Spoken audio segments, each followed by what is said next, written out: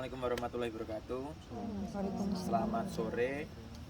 Di samping kita sudah ada juru kunci. Nah, Bu Winartin ini juru kunci Candi Penampian. Nah, di sampingnya ada Pak Agung Pinastiko. Beliau adalah pengamat sejarah yang akan menerangkan sejarah mengenai relief dan juga Candi Penampian itu sendiri. Nah, untuk itu kita mulai dari Butin terlebih dahulu. Nah, monggo Butin. Ini saya selamat sore, terima kasih atas kedatangan anak-anak ya Pak. Anak-anak dan adik-adik ya.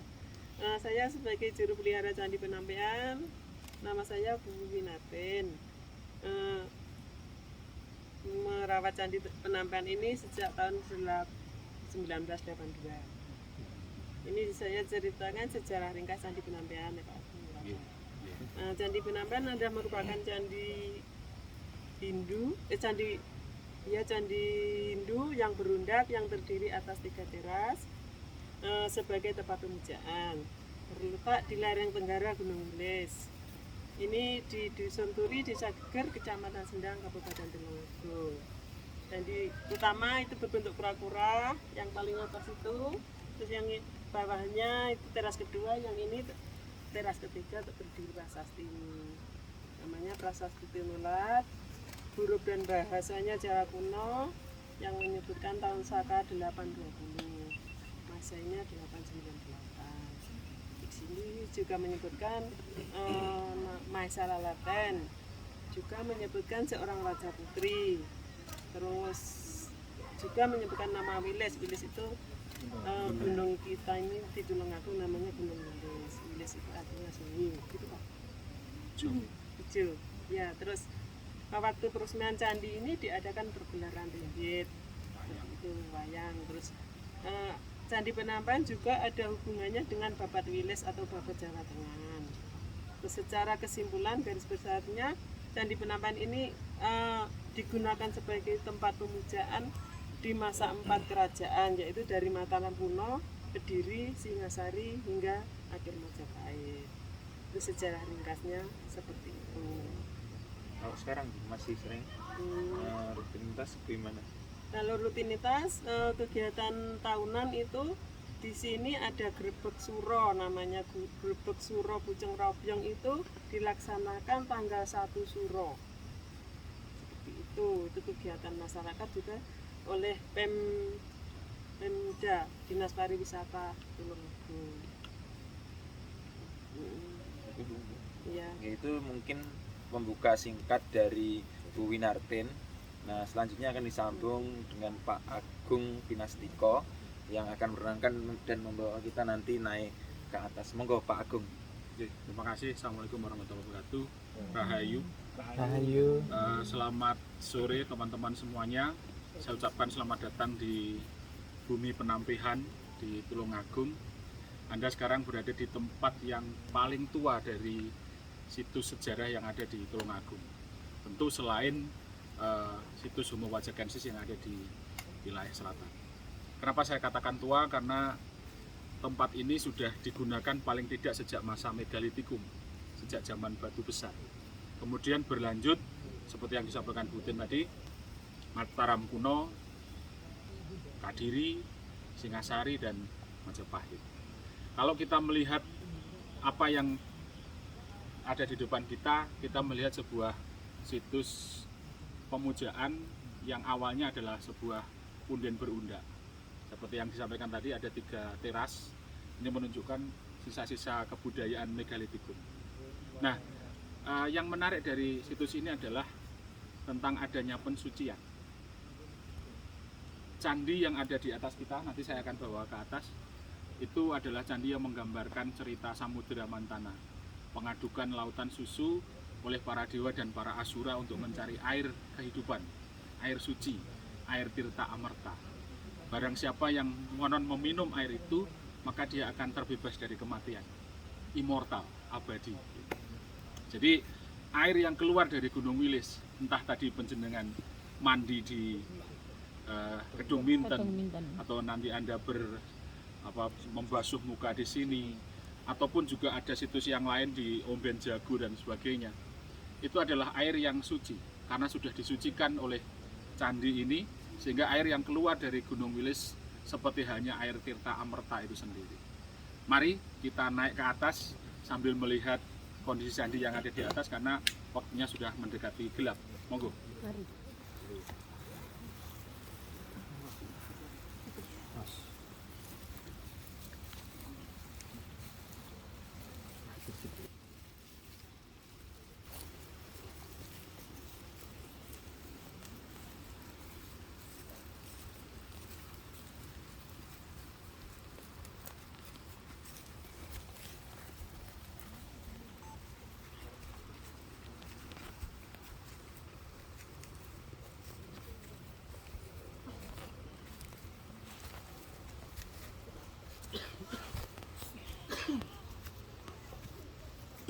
Monggo. Yang kita lihat ini adalah reruntuhan candi. Di depan ini adalah candi apit atau candi kelir gitu istilahnya ya kalau dalam carian. Kemudian ada candi utama yang ada di tengah ini. Kalau masih utuh, maka bagian bawah dari candi ini seperti hanya seekor kura-kura. Monggo bisa naik ke atas. Untuk kepalanya ada di kepala kura-kura yang ada di sini. Iya, di tengah itu ya. Ya, itu sekarang ada di Museum Daerah Tulungagung. Jadi kepala kura-kura. Bagian pinggir dari kura-kura sebelah ini, Anda akan melihat bagian yang oval seperti pinggir kura-kura. Karena dalam cerita Samudra Mantana, lautan susu itu diaduk oleh Dewa Wisnu yang menjadi awatara atau avatar. Wujudnya adalah kura-kura. Kemudian di atasnya ditaruh gunung Mandara. Nah, agar gunung dan kura-kura ini tidak terlepas, diikat oleh naga Basuki. Jadi kita masih bisa melihat sisa-sisa sisik ularnya ini. Jadi kalau utuh dari candi ini ada kura-kura, kemudian ada semacam kayak candi yang menggambarkan gunung, dan candi dan kura-kura tadi dililit oleh ular. Nah, dalam cerita Samudra Mantana, bagian kepala ular dipegang oleh para asura, belakang ekornya dipegang oleh para dewa. Ditarik maju mundur sampai akhirnya lautan itu teraduk dan akhirnya keluar berbagai macam hal, pusaka dan lain-lain. Salah satunya yaitu adalah air Tirta Amerta, air suci. Air yang kemudian menjadi rebutan antara dewa dan para asura. Nah, dalam upaya itu para asura berhasil merebut air itu, kemudian oleh para dewa dibuat strategi bagaimana dengan cara Wisnu menyamar jadi perempuan, akhirnya air itu bisa direbut. Nah, tibalah saat air itu dibagikan kepada para dewa. Dalam antrian pembagian air ini ada satu asura yang masuk dalam antrian dan menyamar menjadi dewa. Tapi begitu asura yang bernama Rahu ini ketahuan, jadi air itu sudah dituangkan terus masuk ke mulutnya, ternyata ketahuan oleh Dewa Surya dan Dewa Chandra. Hal itu disampaikan pada Dewa Wisnu dan akhirnya oleh Wisnu, Rahu tadi dipotong kepalanya dengan cakra. Karena marah, maka dia bersumpah Surya dan Chandra akan dimakan. Maka kemudian dalam masyarakat kita mengenal ada gerhana matahari dan gerhana rembulan itu ya. Tapi tidak berlangsung lama karena dia lupa kepalanya sudah terpotong. Jadi ketika masuk keluar lagi. Jadi rembulan dan mataharinya lolos. Nah, situs ini menjadi sangat penting karena ada di satu gunung yang menghasilkan air yang sangat banyak jumlahnya. Air yang keluar yang dari mata air di pegunungan ini secara religius itu sudah disucikan oleh situs ini, sehingga air yang mengalir ke bawah di sungai, ke ladang, ke sawah dan dikonsumsi oleh masyarakat itu adalah air suci, seperti hanya air Tirta Amerta, air yang membawa daya hidup, air yang mengaliri sawah, pekarangan, dan menghidupi banyak manusia di bawahnya. Itu adalah air yang punya daya hidup, daya kekuatan, air yang disucikan. Makanya tadi penjenengan di Keduminten diminta untuk ya membasuh-basuh apa gitu ya. Terus di sini juga nanti setelah dari sini barangkali bisa berkunjung ke mata air yang ada di sana. Dan memang air yang keluar dari Gunung Wilis ini memang airnya memang air yang bersih ya. Dan kemudian ada cerita-cerita semacam ini. Bahkan di situs di Omben Jago konon kalau ayam aduan itu diminumi air dari sini bisa menang juga. Jadi kan ceritanya Panji Laras itu kemudian dia meminumi ayamnya dengan air dari Gunung Wilis dan akhirnya bisa menang melawan ayamnya raja dan sebagainya. Jadi memang pesannya tentang air, menjaga kebersihan dan kelestarian air adalah satu berkah, bahwa air begitu melimpah di sini, itulah yang menjadi daya hidup. Kenapa ini menjadi penting ya? Karena ini bisa dibuktikan dari sejak masa Mataram kuno sampai dengan Majapahit, situs ini selalu ada, selalu eksis, selalu digunakan. Dan artinya itu menjadi satu pemahaman pada kita bahwa ada arti penting situs ini terhadap masyarakat luas. Dalam prasasti Sarwadharma disebutkan wilayah ini adalah wilayah yang secara struktur adalah sebuah mandala, satu tempat yang punya struktur sendiri, ada tingkatan-tingkatan dan sebagainya. Ada situs ini yang bercorak Hindu, kemudian di bawah ada situs juga yang bercorak Buddha. Ada yang Siwa Buddha, makanya disebut dengan Sarwa Dharma. Sarwa itu banyak gitu ya, Dharma itu kebaikan. Jadi interaksi, toleransi itu menjadi sesuatu yang tidak bisa dilepaskan dari situs ini, di kawasan ini. Saya kira itu yang saya sampaikan, barangkali ada yang ingin kita diskusikan, monggo.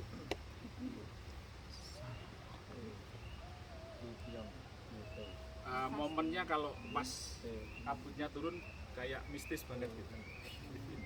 Kalau nanti jenengan foto dari bawah terus pas kabutnya turun gitu, momennya momen sangat mistis gitu. Monggo silakan, ada yang ingin didiskusikan. Oh ya, kalau prasasti itu prasasti Tinulat namanya ya. Prasasti Tinulat itu prasasti yang sudah di istilahnya ditulis ulang. Aslinya kami menduga, para ahli menduga, dulu ada semacam frontal begitu ya, yang menjadi keputusan kemudian itu ditulis ulang agar tidak rusak. Jadi dalam pendokumentasian masa lalu itu ada 3 jenis. Yang pertama namanya Ripta. Ripta itu adalah tulisan yang ada di rontal. Kemudian Linggo, Linggo yang dituliskan di batu. Dan yang terakhir adalah Tamra, yang dituliskan di tembaga. Jadi biasanya sama antara yang tertulis di rontal, di batu, dan yang di tembaga. Jadi bentuk kopiannya semacam itu. Barangkali model pengarsipan zaman dulu seperti itu. Nah, karena keputusannya di dalam rontal dan itu mudah rusak, maka kemudian biasanya dialihkan, di copy paste, ditulis ulang di prasasti batu. Prasasti ini biasanya berisi 3 bagian ya. Yang pertama namanya Sambada, itu pendahuluan, konsiderannya gitu ya. Terus kemudian isi, dan yang ketiga adalah Sapata. Sapata itu kutukan. Jadi siapapun yang melanggar keputusan raja itu akan dikutuk. Kalau di hutan dia akan diterkam harimau, kalau di sungai dia akan dimakan buaya, kalau di ladang dia disambar petir gitu. Jadi menakutkan bagi siapapun yang melanggar aturan itu. Biasanya aturannya adalah menetapkan wilayah ini sebagai daerah yang bebas pajak, namanya Sima, daerah Sima atau Swatantra. Jadi keputusan itu bersifat tetap, dituliskan di batu, dan juga biasanya disertai dengan upacara memecah telur. Jadi telur yang pecah itu seperti kata-kata dan keputusan raja, tidak bisa dikembalikan lagi seperti telur yang sudah pecah. Monggo, ada lagi barangkali? tahunnya 820 era kerajaan Mataram kuno. Jadi pada masa Raja Balitung. Kalau kita Masehi kan 898 Masehi. Ya, abad ke-9. Jadi ketika Mataram kuno di Jawa Tengah sana, wilayahnya sudah sampai di sini, bahkan sampai di Malang. Karena di Malang ada Pasasi Kanjuruhan yang angkanya juga tidak terlalu jauh dari masa yang hampir sama. Dan barangkali itulah yang kemudian nanti di akhir abad ke-10 Mataram kemudian dipindahkan ke Jawa Timur. Jadi ketika Gunung Merapi meletus kemudian menghancurkan segala sesuatu, jadi the new beginning life-nya itu di Jawa Timur gitu. Jadi pusat kekuasaannya dipindah ke Jawa Timur. Sehingga kemudian kita mengenal ada kerajaan Medang di Jawa Timur, dinasti Isyana, kemudian nanti Kadiri, Singasari sampai dengan Majapahit. Jadi kelanjutan dari yang ada di Jawa Timur. Oke. Ada lagi? Monggo. Kalau dalam zaman Belanda, Oh ya, kalau zaman Belanda wilayah ini digunakan sebagai perkebunan. Jadi produk yang terkenal di sini adalah teh. Yang ya ini sisa-sisanya ada di sekitar sini. Terus tadi kalau jenengan ke bawah itu dulu ada bekas pabrik tehnya. Jadi mau nikung ke sini tadi ya, itu dulu di zaman Belanda pabrik tehnya ada di sana. Dan produk dari penampian ini sudah terkenal di sampai pasar di London.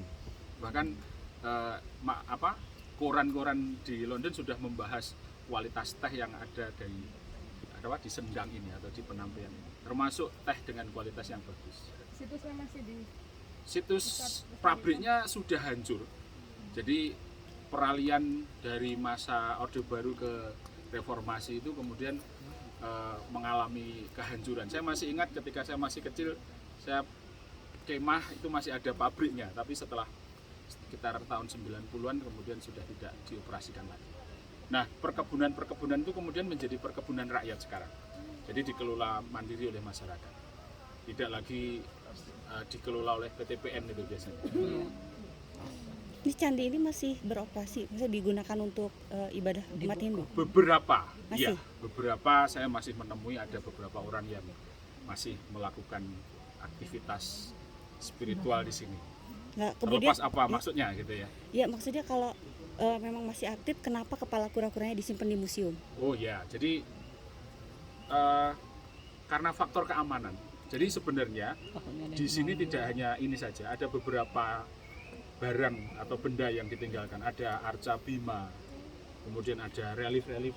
Sayang bagian hilang ya. Relief yang paling menarik adalah relief orang membajak sawah tapi binatangnya adalah gajah. Itu kan di luar kelaziman. Kalau biasanya yang dipakai untuk membajak itu adalah sapi atau kerbau. Tapi ini enggak. Yang membajak itu yang dipakai adalah gajah. Kemudian ada relief Sudamala, relief tentang ruat ketika Durga dikutuk menjadi Ranini, menjadi demon yang jahat gitu ya. Kemudian dia bisa kembali lagi ke wujud semula kalau dia bisa mengorbankan Sadewa, si kembar dari Pandawa itu. Tapi begitu akan disembelih, ceritanya berubah. Sadewa kemudian diganti dengan domba. Ceritanya mirip dengan Ismail yang akan dikorbankan. Jadi menariknya di situ, kayaknya ada kesamaan ide itu ya. Jadi nampaknya itu konsep lintas zaman itu ya. Nah, ketika Sadewa tidak berhasil dikorbankan, kemudian diganti dengan domba, pengorbanan itu diterima dan akhirnya Ranini yang jadi demon jahat itu berubah ke wujud aslinya menjadi Durga atau Parwati, sakti atau istri dari Siwa, yang cantiknya luar biasa. Jenengan bisa melihat penggambaran Durga yang cantik di Candi Prambanan. Makanya namanya Roro Jonggrang, gadis yang pinggulnya langsing gitu ya, seksi. Jadi penggambaran cantiknya seperti itu.